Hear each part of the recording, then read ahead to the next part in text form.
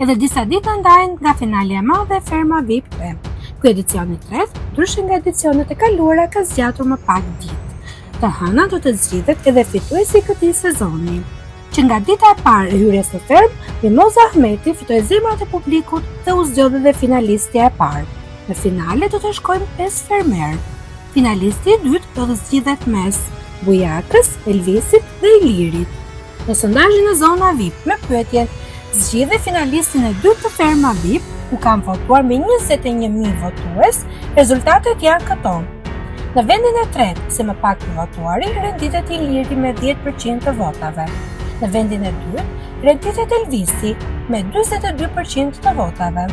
Dhe në vendin e parë, si më i votuari për të qenë finalisti i dytë, renditet Bujaka me 48% të votave. Gjithashtu, një numër i madh komentesh janë edhe në mbështetje të Bujakës.